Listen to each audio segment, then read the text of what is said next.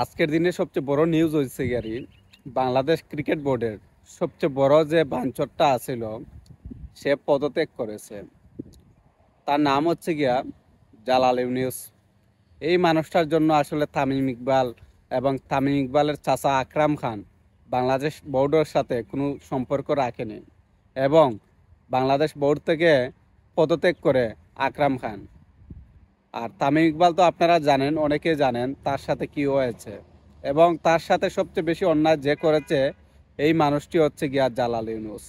এবং আজকে জালাল ইউনুস যেই পদে আছে এই পদে একসময় আকরাম খান ছিলেন, কিন্তু জালাল ইউনুসের সম্পর্ক ভালো বাংলাদেশ সাবেক বোর্ড প্রেসিডেন্ট নাজমুল হাসান পাপনের সাথে, যার কারণে আসলে জালাল ইউনুস অনেকটা দাবি দেখিয়ে আকরাম খানের জায়গায় বসে পড়ে।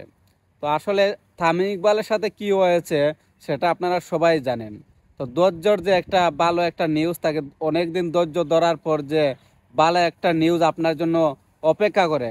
এবং আপনারা যেন দেখেছেন আজকে সমস্ত মিরপুর শেরেবাংলা স্টেডিয়াম ঘুরে ঘুরে দেখেছেন নতুন যে ক্রীড়া প্রেসিডেন্ট আছেন, এবং তার সাথে কিন্তু তামিম ইকবালের অনেক একটা ভালো একটা মুহূর্ত গেছে, এটা আমরা অনেকে দেখেছি। তো তামিম ইকবাল সামনে ভালো একটা পদে আসবে এটা আমরা সবাই আশা করতে পারি।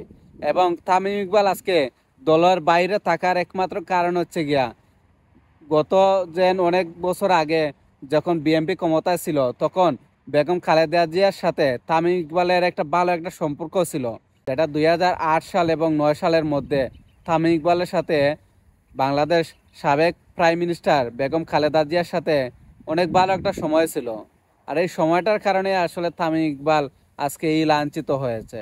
তো সমস্যা না, সামনে অনেক ভালো একটা সময় অপেক্ষা করছে তামিম ইকবালের জন্য। সো আপনারা অপেক্ষা করেন, আরও অনেক বড় বড় মাথা আছে সামনে পদত্যাগ করবেন, এবং তারা যদি পদত্যাগ না করে তাহলে জনগণ তাদেরকে হত্যা করবে, গণদুলাই দিয়ে ওদেরকে কিন্তু হত্যা করবে।